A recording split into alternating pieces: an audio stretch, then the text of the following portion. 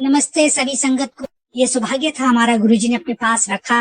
गुरुजी चाहते थे कि जब संगत के मैं काम करूं तो वो जरूर शुक्राना करे। इससे गुरुजी को ताकत मिलती थी, गुरुजी को शक्ति मिलती है। आज गुरुजी कहीं गए नहीं है, लेकिन ये जरूर है कि जिस समय गुरुजी हमें छोड़ के गए उस समय बहुत ही दुखी हम हुए। और गुरुजी की ब्लेसिंग्स पाने के लिए हमें तो ये मालूम था कि बड़ी से बड़ी परेशानी आएगी, चाहे वो फिजिकल कोई परेशानी हो, चाहे मेंटली हो, चाहे इमोशनली हो, चाहे पॉलिटिकली हो, चाहे सोशली हो, फैमिली में हो, हम गुरुजी से कहेंगे और तुरंत दूर है। इतना मन को ताकत और शक्ति और शांति थी। लेकिन गुरुजी के जाने के बाद जो स्थिति मेरी नहीं बल्कि जितनी भी संगत को मैं देखती थी, सबको हालात खराब थे। कोई इधर उदास बैठा है, कोई उधर उदास बैठा है। एम्पायर स्टेट में जाना बंद हो गया। बड़े मंदिर में जहाँ गुरुजी का सारा क्रियाक्रम हुआ, उसको किस तरह से हमने देखा, कैसे उसको सहन किया।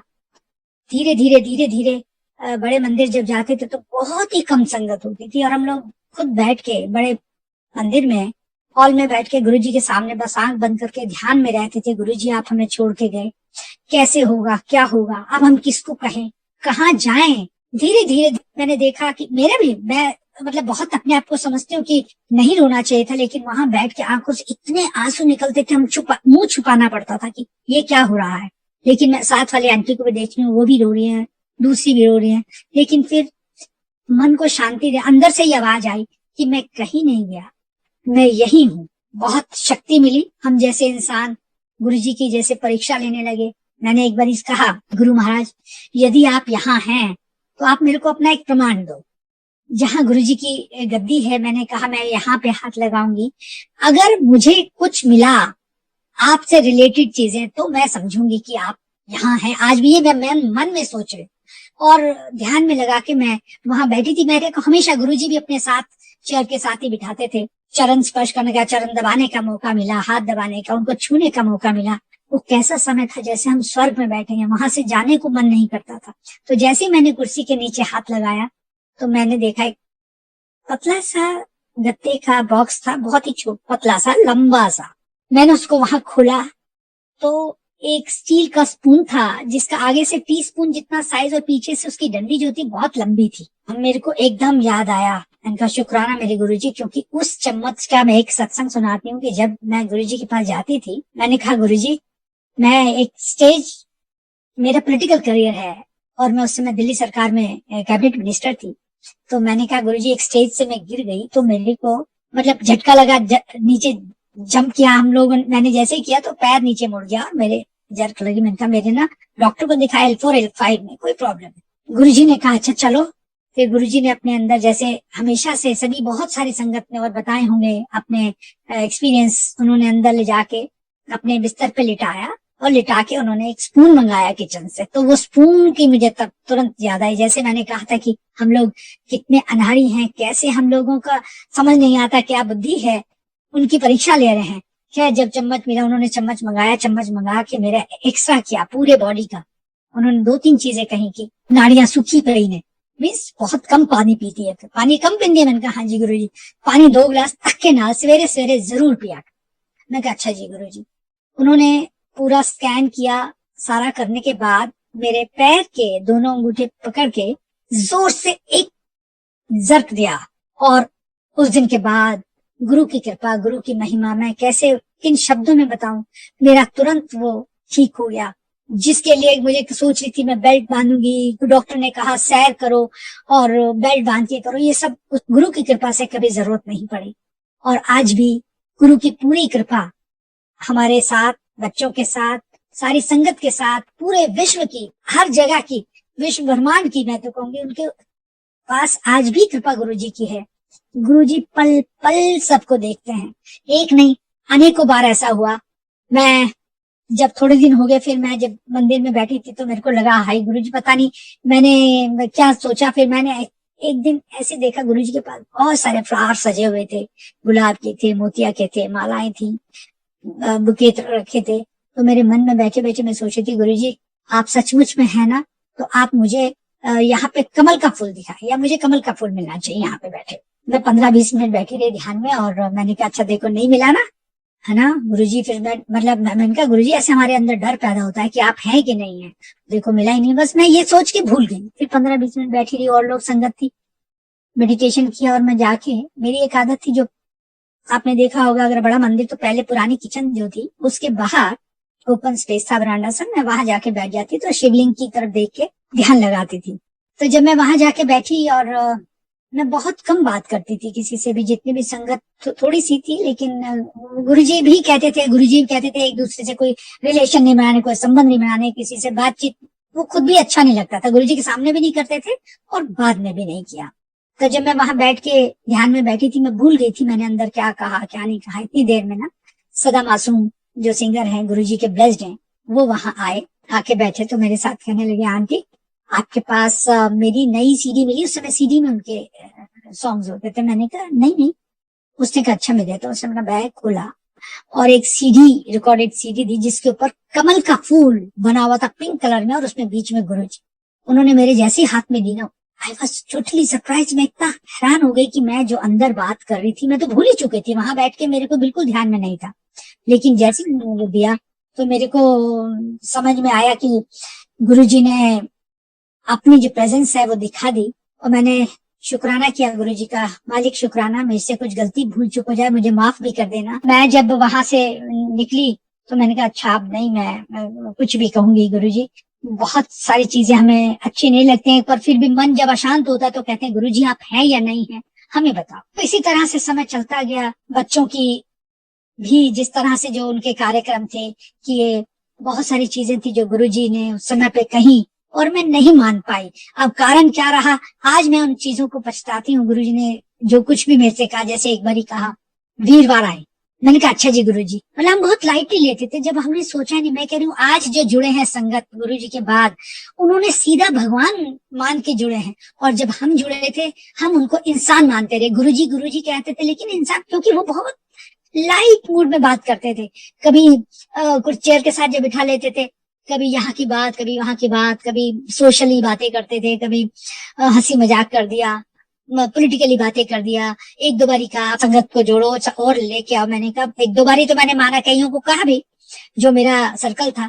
तो एक दिन गुरुजी ने जब कहा, तो मैंने कहा गुरुजी, हम किसी को जब कहते हैं ना कि मेरे गुरुजी के पास चलो, तो उनको ऐसा लगता है कि गुरु उस समय पे बहुत समय ठीक नहीं था, और गुरु पता नहीं कितनी तरह के गुरु जो है उनकी बहुत ज्यादा बदनामियां थी। तो सब लोग ऐसे सोचते हैं अपने गुरु के पास क्यों ले जा रहे हैं, हमें क्यों ले जाना चाहते हैं। तो मैंने कहा 2-3 बार ही कहा गुरुजी मैं नहीं कह सकती।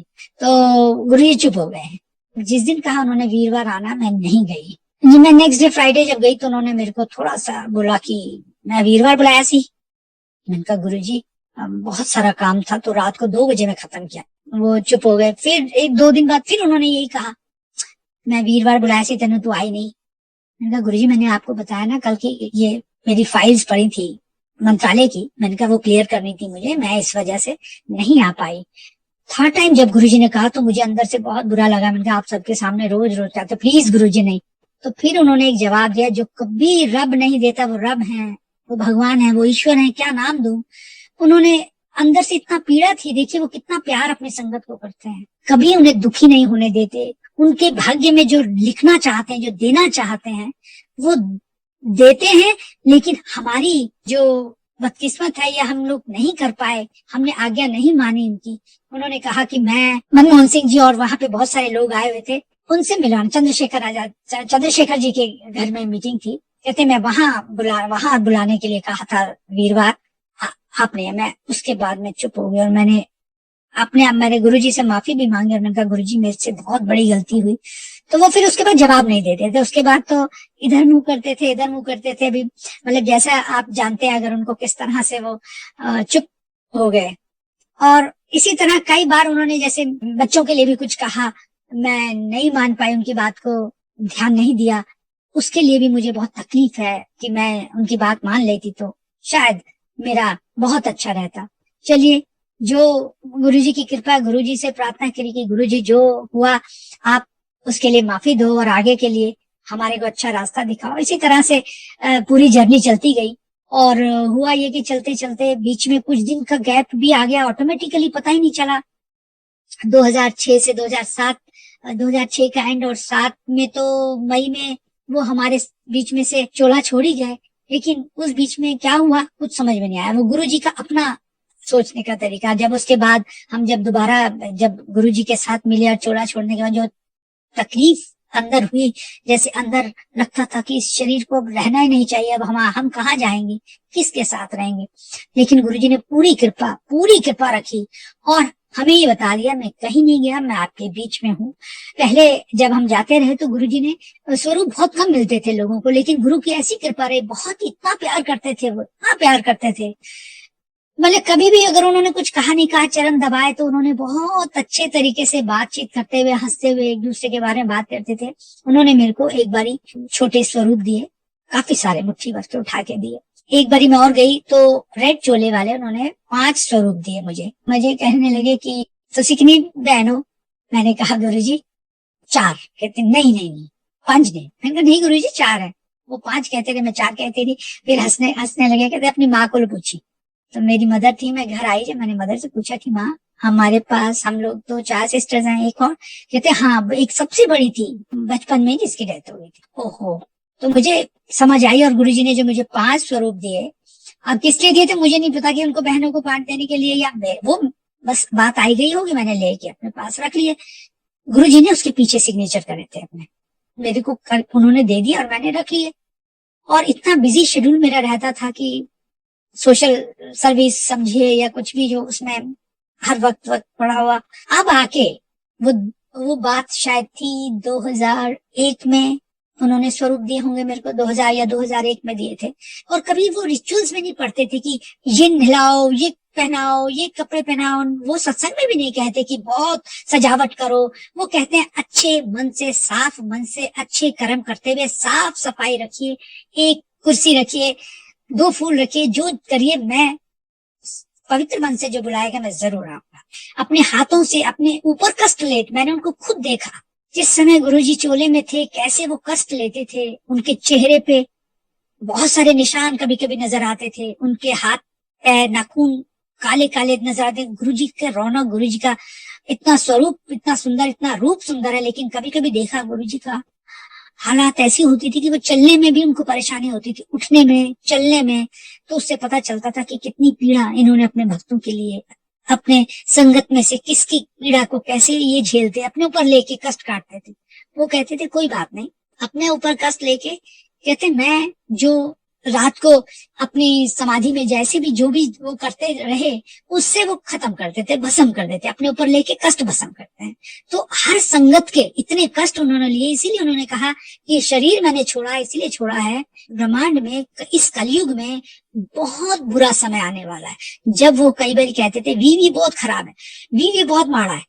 हम लोग वीवी नहीं समझे, मतलब वो पंजाबी में जैसे बोलते थे, हमने बड़ी लाइट लिया, वीवी बहुत माड़ा है। फिर कभी कभी समझाते नहीं बहुत खराब समय। अच्छा ठीक है, कितना खराब होगा, क्या खराब होगा, हो सकता है कोई बहुत बरसात आएगी, बाढ़ आएगी, सूखा पड़ेगा। हम लोग ये सोचते हैं, ये नहीं पता था जो आज का समय है, जिस परेशानी से हम लोग पूरा विश्व इसको झेल रहा है, ये नहीं पता था गुरु महाराज कौन सी ऐसी चीज है। और उन्होंने अपना चोला इसलिए छोड़ा कि अब उनकी ताकत अनगिनत गुना हो गई। इतना विशाल काय, इतना रूप उनका, कि वो ऊपर से पल पल हर संगत को देख रहे हैं कि किसको कहाँ पीड़ा है, कहाँ उनको जाके उसे ठीक करना है। मतलब वो कहते थे जितना मुझे याद करो, तुम मुझे याद करो, मैं तुम्हारे काम करूंगा। ये उन्होंने खुद कहा था कि तुम मुझे याद करो, मैं तुम्हारे काम करूंगा।